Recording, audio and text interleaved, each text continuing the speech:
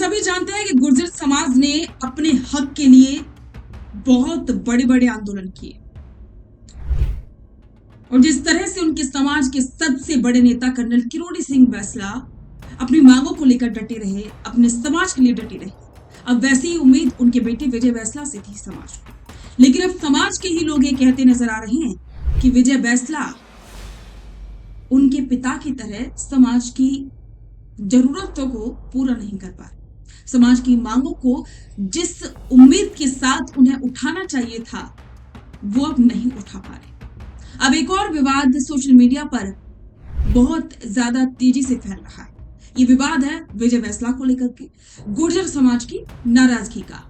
नमस्कार, स्वागत है आप सभी का द फैक्ट इंडिया पर और मैं हूं आपके साथ पूजा जाधव।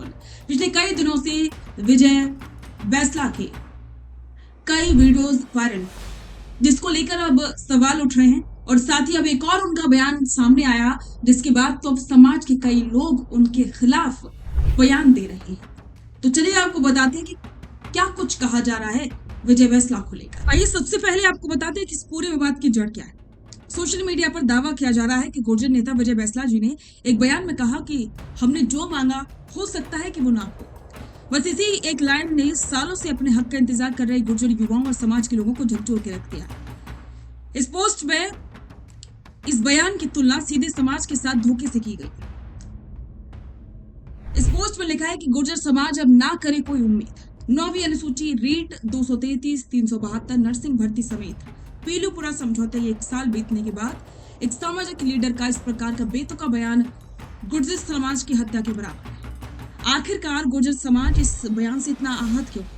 इसके पीछे है वो वादे और समझौते जो कागजों से बाहर नहीं आते। पहला है पीलीपुरा समझौता। करीब एक साल पहले सरकार और समाज के बीच पीलीपुरा में एक समझौता हुआ था, जिसमें बैंसला गुट ने अगुवाई की थी।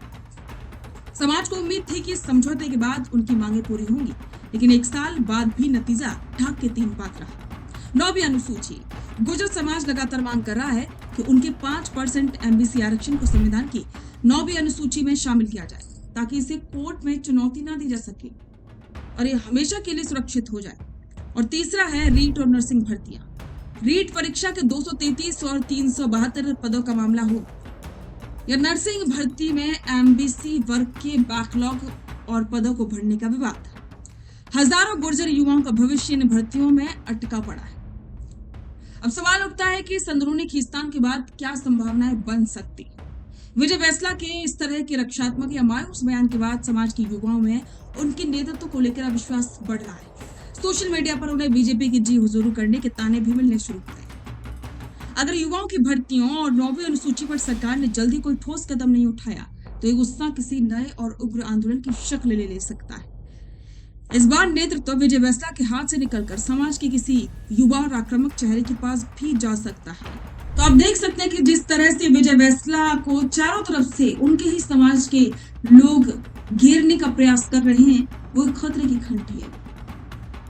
तो इस पर आपके विचार कमेंट बॉक्स में साझा करें और बने रहें द फैक्ट इंडिया के साथ। रुकिए और जरा ध्यान से सुनिए। क्या आप हमारी इन खबरों से अपने व्यापार को भी बढ़ाना चाहते हैं?